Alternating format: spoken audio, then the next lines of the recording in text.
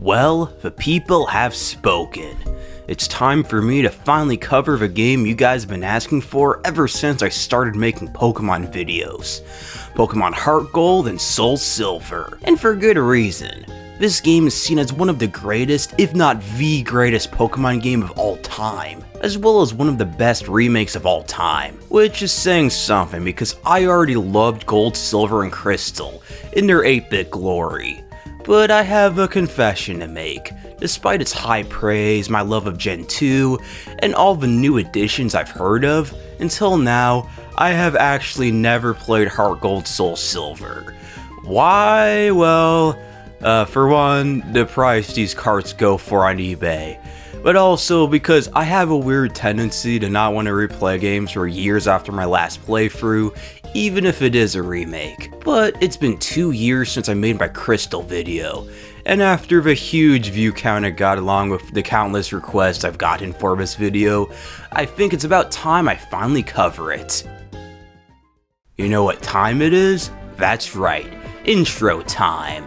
In line with basically every Pokemon DS game, we get an awesome, somewhat 3D one. It's cheerful but ominous, has a lot of cool detailed sprites of the main cast, and the music playing changes rapidly, with many motif references, followed by a 3D model of either Ho-Oh or Lugia, depending on what version you're playing. And to spice things up, I went with SoulSilver, since I usually play the first version of a Pokemon game, like Red or Gold first. Following that good start, we get to choose our avatar.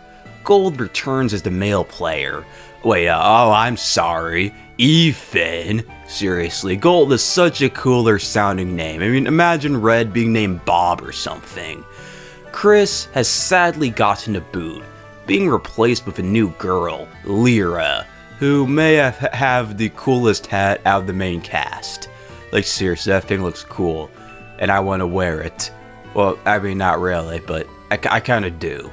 In a similar vein to May/Brendan, or Lucas/Dawn, whichever character you don't play as still appears in the game, albeit playing a very small role, simply being the guy or girl next door, teaching a player how to catch Pokemon, giving them a few things here and there. A small change, but a welcome one. Silver, on the other hand, is the way he was in Gen 2, a delinquent, hot-headed jerk. However, this game adds a lot more to his story, and overall character development. You get to fight double battles with him, and even tries to return his stolen starter back to Professor Elm, only for him to forgive Silver. And we get confirmation that Giovanni is his father, for a special event. The player can use Selby to travel back in time to 3 years before. Giovanni basically abandons his son after Team Rocket disbands, and goes into hiding to try to gather more strength to rebuild Team Rocket. Silver sees his father as weak, relying on the power of many to do his bidding, while he's beaten by a mere child. This shaped his whole ideology, and it's why he strives to be as strong as he can be on his own. I'll say it again, Silver is my favorite rival after possibly Blue. It feels like a true rival, and a central part of the story, not some minor character that you forget about. Gold/Lyra actively make them a better person, and with each interaction, they become less and less corrupt, until they finally become a true friend. I don't think we're gonna see another rival like Silver ever again, and I love the way HeartGold SoulSilver made him even better. Like with my Black 2 White 2 video, here I'm mostly gonna focus on what's different or new. So if you want a full rundown on Johto as a whole, go check out my Gen 2 video first. Graphically, HeartGold SoulSilver is much better, from Pokemon sprites, menu icons, overall graphics, all that. I mean, it's pretty obvious to everyone that has eyes. I don't really know why I felt the need to explain it to all of you like you're 3-year-olds, but anyway, I feel that all the audio and visual upgrades have improved the overall theme of Johto a lot.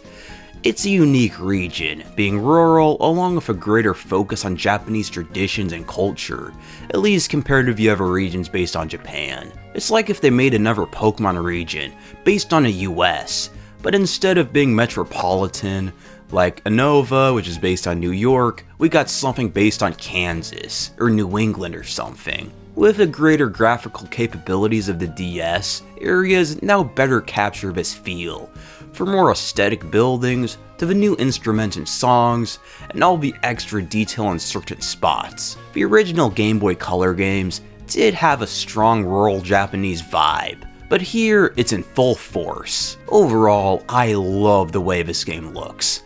I feel that Gens 3 through 5 was when the series peaked in visuals. Well, I mean in gameplay too, but anyway. Everything is so colorful, the sprites look great, and while not everything is fully animated like in black and white, it's right behind there in terms of presentation. You even have these little eye catchers when entering certain areas, enriching the atmosphere. Although the Gen 2 titles had their own charm, and some designs I liked more. Most of all, Ethan/Gold's design. He seems so much cooler, and I liked his color scheme more. But at the same time, I mean, he kind of looked pretty similar to Red, so I can see why they changed it. Well, that, and also, on top of that, I mean, in a lot of the artwork, he looked a lot more like in-game he does in HeartGold, SoulSilver. It's just limitations of the console that limited his color scheme. I don't know if that's true. It's kind of weird to think about, because like in a lot of concept art, he wears yellow and black, and then in the actual game, he's wearing red. But if anyone knows the actual reason, let me know. Audio-wise, I was honestly kind of impressed with how faithful these songs are, while using more advanced hardware. Take New Bark for instance. Towards the end of the loop, you get this part.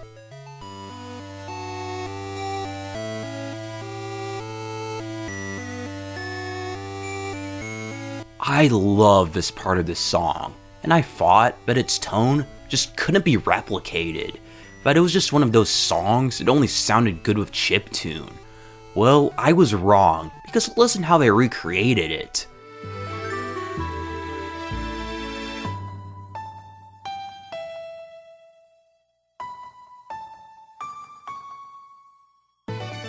Well, not exactly the same, it replicates the same feel. All the other instruments stop playing for a few seconds, leaving the piano the only thing playing. Most other Johto tracks are just as faithful, with quite a few like the Ruins of Alph even sounding quite a bit better than they did before. The only big disappointment for me is the Wild Encounter theme. While they did the best they could, I don't know, it lacks the same intense feel the original did. And lastly is a detail that I don't often hear discussed when talking about this game: the sounds of water. Sure, it sounds like a small thing, but this enhances the atmosphere quite a bit, making caves or the coast feel a lot more immersive. Then of course are the many mechanics introduced in Gen 3 and 4, since this is technically a Gen 4 game, like abilities, new moves, automatically changing Pokemon boxes when they're full, running with B, and a lot of other stuff that I really feel future me editing this part of the video really won't appreciate current me listing and having to dig for like 50 hours of footage to find. One of the cooler additions is having Pokemon follow you. The Pokemon at the top of your party walks behind the player, and you can interact with them to see what they're feeling. And during certain moments, your lead Pokemon can play a very small part in a cutscene. While this feature is in other games, it's never quite to the same scale or with the same freedom. Speaking of walking, there's the Pokewalker. This device was bundled with every copy of the game. The Pokewalker is its own primitive handheld console, meant to be taken along with the player on walks. It keeps tracks of how many steps you take, and then gives out rewards. You can catch Pokemon, get items, and even transfer a team member from the DS onto the Pokewalker, and gain XP from walking. It sounds like a really cool device. Unfortunately though, I don't have one. My copy already cost an amount that I really don't want to disclose, and these things go for like 50 bucks on eBay. But if you really want me to talk about it, I mean, like the video, subscribe, comment, share this video with your friends, and if it gets a lot of watch time, maybe this can make enough money to where I can afford one off of eBay. and then I can make a separate video on it, because until then, I am kinda broke right now, so please forgive me. HMs come back as well, and even worse than in the original games, boosting the amount of them from 7 to 8. 5 HMs is alright, but 8 is a third of your party's moveset, forcing you to use HM slaves, which is annoying at times.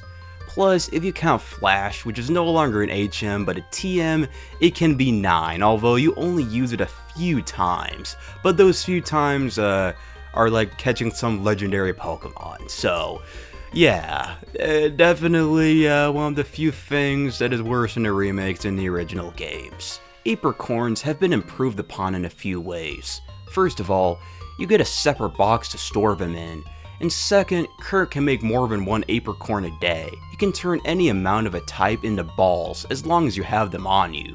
So if you have 30 black Apricorns, you get 30 heavy balls the next day. Before, it was slow and tedious to get Kurt's balls, to the point of where they're almost useless. I even caught Lugia in a heavy ball. Thank you for lending me your balls, Kurt. Berries are no longer found in trees, but the player still gets to grow them in berry pots.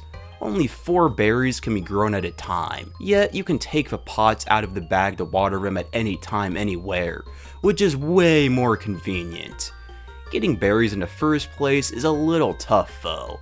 There's the goldenrod lottery, or your mother calling you every 5 minutes to tell you she's used your money to buy something. Usually berries, and speaking of that, there is a lot of times where she calls you, like, it gets ridiculous. So, another thing I feel like the original games were better on, but moving on.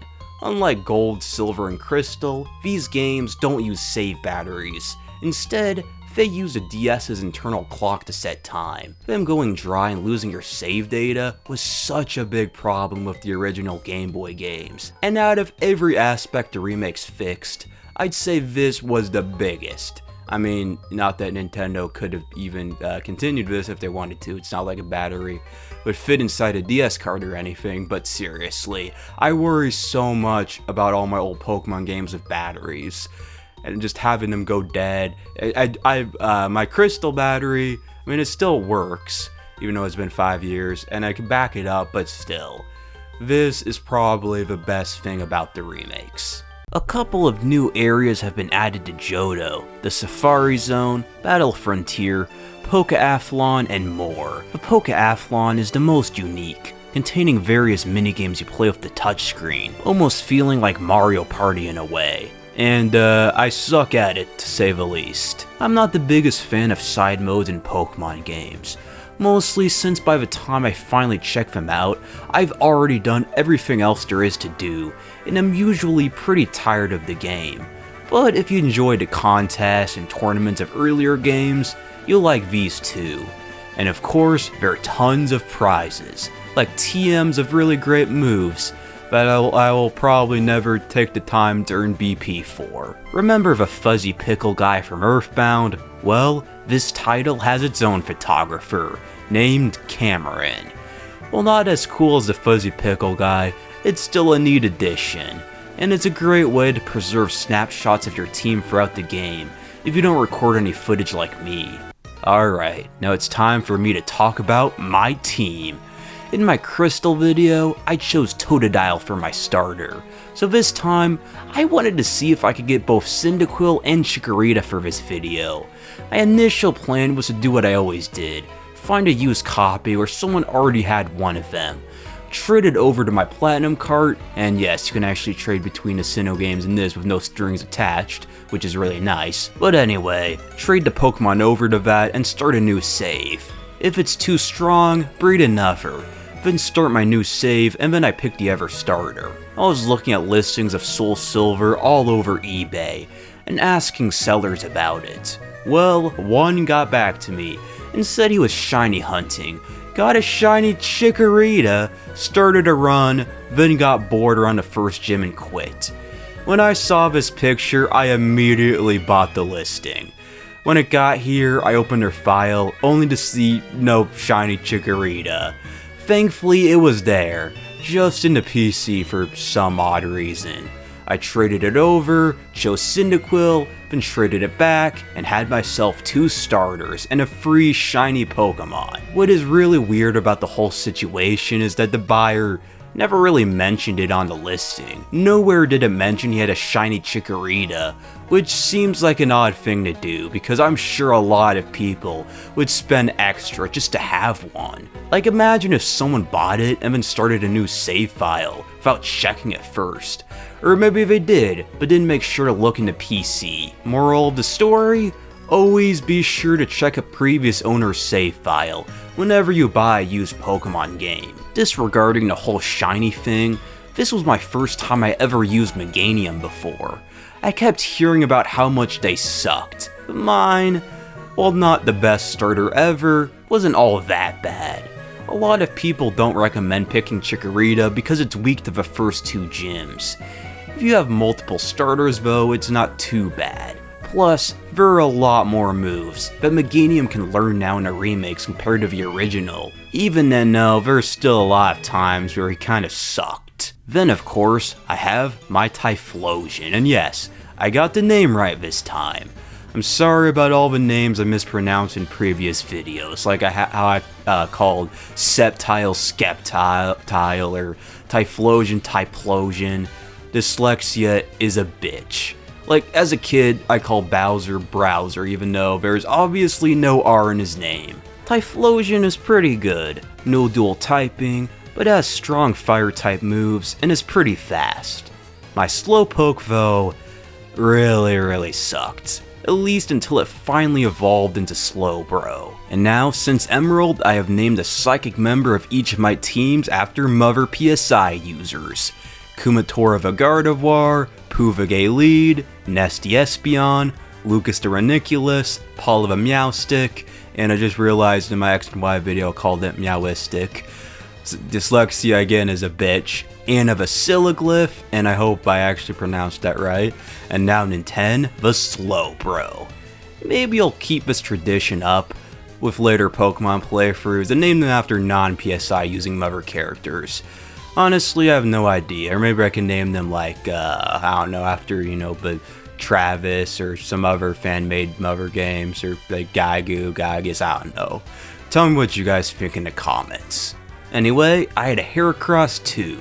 I've never used one before, since I didn't know how to catch one. It's my first Bug-type team member, and dual fighting type as well, which was able to destroy Whitney. My Togekiss was also pretty decent, learning tons of great moves. Unfortunately, to evolve it, you need a shiny stone, which you can't get until very late into the game, unless you trade one over like I did. Once I did though, Togekiss was my best team member, being able to tank strong attacks and always saving the day from really strong foes the rest of my team failed to beat.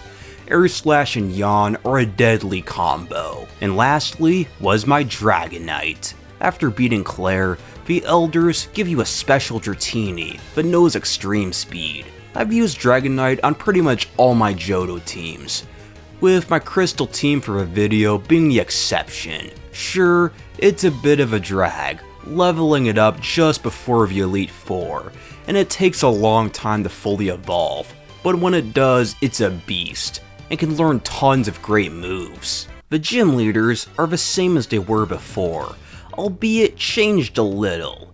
Some hand out different TMs, or have to be found in a certain location before they can be fought, and their gyms have been redesigned.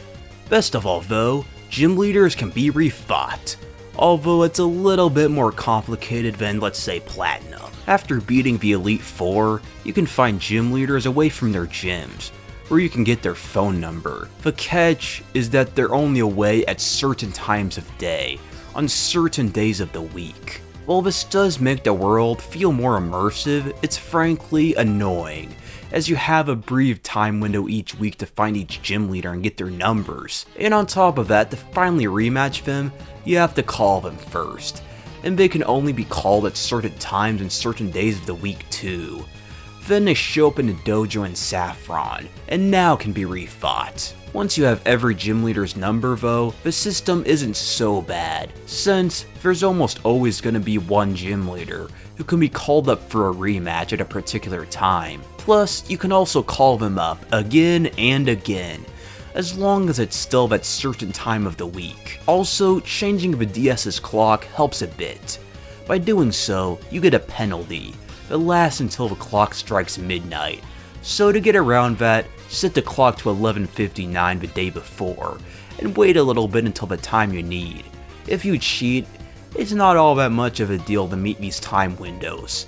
A little annoying for sure, just not a huge deal. And they stay in the dojo forever, at least until you beat them, which is nice. I hate that I had to complain so much about all of this, because it's awesome. And overall, the best gym leader rematch system, with the exception of Platinum. Regular trainer matches are improved too. You have unlimited space to store numbers, their mons raise in levels, and can be called to ask for a fight. Although, once again, there's a specific time window for each trainer.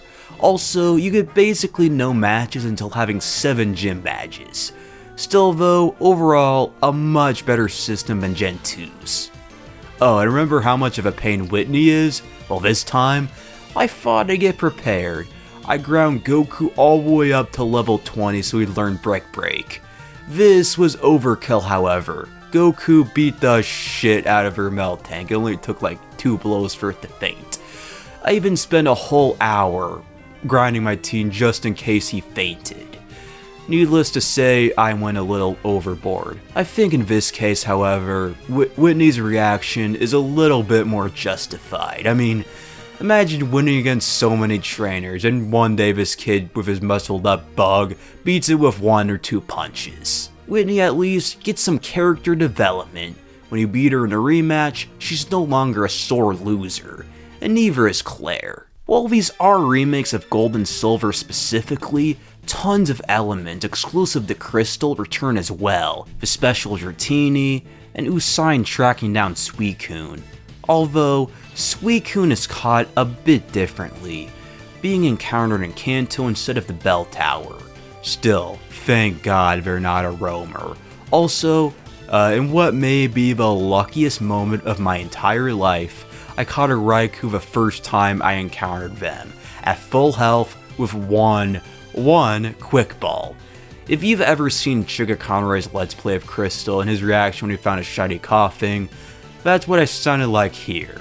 And I even uploaded the clip to YouTube, and as of recording this has like 20,000 views, and has made me like $20, which honestly is probably even better than catching with one quick ball. Like, I was not expecting that clip to get so many views, and hey, maybe by the time I finish this video, I'm gonna add it in the end screen, so maybe a lot of you watching this right now came here because of that video and its end screen, I don't know. But anyway, many characters now have a bigger role in the story, like the Kimono Sisters. Remember how smitten I was over them in my Crystal video? Well, if only I knew the role they played in the remakes. You meet most of the sisters one by one during the story, kind of like how Cynthia did in Sinnoh. Zuki is first met in Violet City. Nako gets lost in Elix Forest. You rescue Miki from a Team Rocket grunt.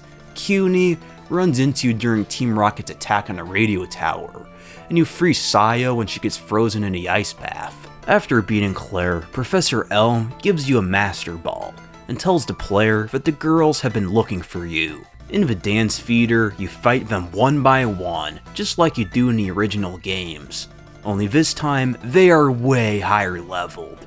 Even Silver gets his ass beat by them. After this, they give you a special item that either lets you enter the Bell Tower to fight Ho-Oh, or the Whirl Islands to fight Lugia and set off there. They then give a special ceremony which awakens the legendary Pokemon. The Kimono Girls being a bigger deal, honestly, may be my favorite change. The dance feeder has always been my favorite part of the original game. The music, how they all have their own Eevee evolutions, and most of all, me being a,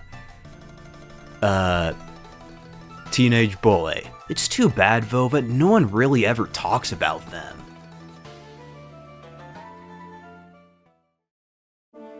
After collecting all the Johto badges and catching the box legendary, it's time to beat the Elite Four. And you actually have to catch it. Unlike the originals, the story doesn't progress until you do so. Anyway, a nice change is the ability to fly between Kanto and Johto on the map screen, so you can travel back to other towns from the Pokemon League and back easily. The Elite Four are the same as before, only I had a way harder time than I did with them in Crystal. Not only was I more underleveled, I didn't have any ice on my team, which made Lance a pain in the ass. Seriously though, screw his Dragonite with Outrage and his full restores. Upon beating Lance and becoming the champion, we get to explore Kanto. It still goes by pretty fast, although there are some areas that weren't in Gen 2, mostly because of limited storage space, like Cerulean Cave. And what would this cave be without Mewtwo? That's right, Mewtwo comes back as a legendary, as do Articuno, Zapdos, and Moltres. Hoenn legendaries return too. In HeartGold, you get Kyogre and Latias, and in SoulSilver, you get Latios and Groudon. And if you trade over Groudon or Kyogre from the other game, you can catch a Rayquaza too. I, however, did not. Latios/Latias is a roamer again, unfortunately, and even worse, they can only be found in Kanto, meaning you can't hunt for them, Entei and Raikou at the same time. All in all though, the roamers didn't give me too much trouble compared to Platinum or Crystal. And lastly is the other box legendary, which in my case was Ho-Oh. Not only did the devs let you get Kanto and Hoenn legendaries, but starters too. Oak gives you one, and Steven Stone gives you the other. Too bad it's the very late post-game by the time you get one, but hey, it's the thought that counts. Well, there's not much else to do, except take on the ultimate final fights. First, the Elite Four have gotten a lot stronger, and most of all, Lance.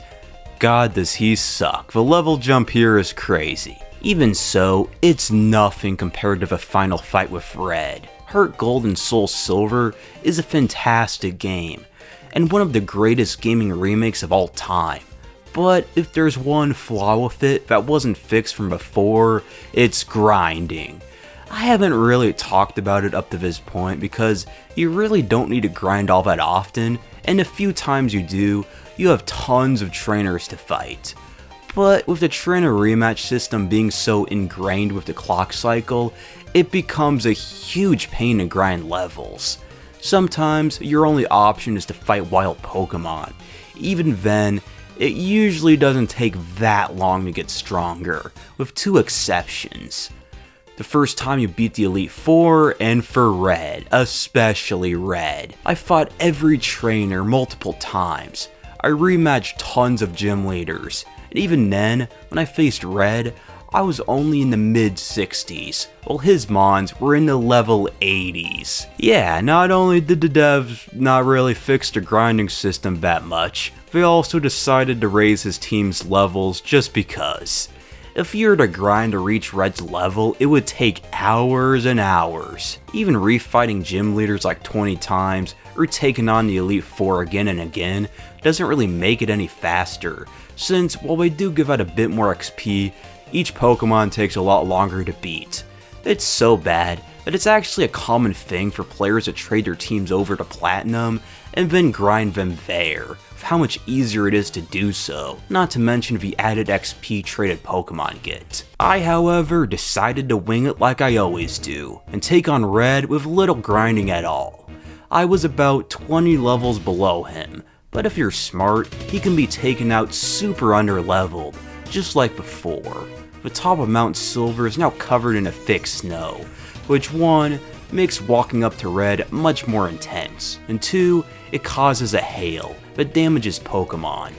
All of his mons except for Lapras take damage from it, meaning as long as your team can withstand a single attack, you can just spam Hyper Potions until the hail makes them faint. Most of his team is the exact same as before, with the exception of his Lapras, which replaces his Espeon. I'm unsure why exactly they decided to swap it, since it gives his team better coverage, but it's fine with me. I guess since Lapras does have Psychic, he still has that covered.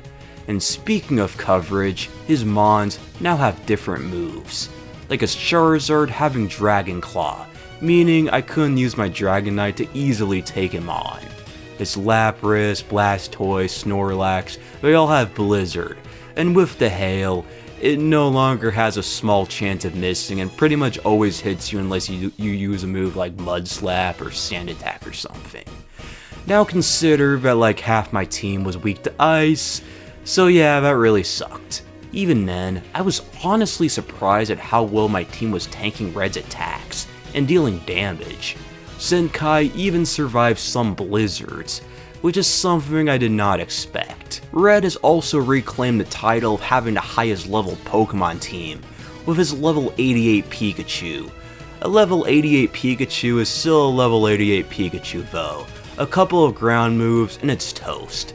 His Snorlax though is way easier to take on, for one reason, it doesn't know rest.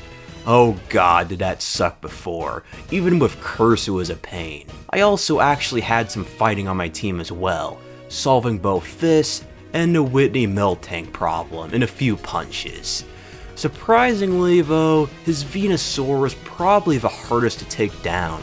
Even Overheat couldn't one-shot it, and his Sludge Bomb was even stronger than you'd think. All in all, it's still a great fight. My heart always pumps so fast when you walk up to him in battle. The preparation, the feeling of never being strong enough, fighting the previous main character, and the awesome feeling when you finally win. I love it so much. And that was Pokemon HeartGold and SoulSilver. Overall, I had a great time playing it. It's the first time in years where I managed to reach the 50-hour mark in under 2 weeks in a game. Refighting the gym leaders, the appealing graphics, new legendaries, and maybe most of all, being remakes of my second favorite Pokemon game. I kind of regret not checking it out sooner. At the same time though, maybe I needed to experience something as good as this at a time like this. As a surprise to nobody, it's my favorite Pokemon game on the DS. Now for a possibly unpopular opinion. I think I like Crystal a bit more, mostly just because of nostalgia, and there's nothing I can really do to change that. But I don't know, the original games had a certain soul that the remakes don't really have. It's kind of hard to describe exactly what I'm talking about. The best example I could come up with is to have you imagine Lost Silver, and now imagine it being based on HeartGold SoulSilver. And it doesn't really work as well now, does it? My weird, trivial opinions aside, from a more objective point of view, HeartGold and SoulSilver are way better, it's not even close. They are perfect remakes, as well as maybe the best games in a series. In my Black 2 White 2 video, I gave that game the title of the best Pokemon installment. Well, I'm taking it away and giving it to HeartGold SoulSilver. While it might not have the same cool side modes or fancy animation, you get a great main story, post-game, and fun characters. I mean, what more could you ask for? Well, other than maybe a slightly better rematch system and ability to grind, but other than that, it's perfect. Anyway, I hope you all enjoyed this video. These huge Pokemon retrospectives are never easy to make, so I'd appreciate it if you guys could give the video a like, subscribe, comment below, and watch my other videos. If you want to see a whole rundown on Johto as a whole, be sure to check out my Crystal video. And if you have any requests for other Pokemon games, tell me in the comments. I'm also thinking of putting this along with my other Pokemon DS videos into a compilation, and I will probably be too lazy to cut out the last parts of the video, so if you're watching that and are confused about what the hell is going on, I'm sorry. Anyway, until next time everyone.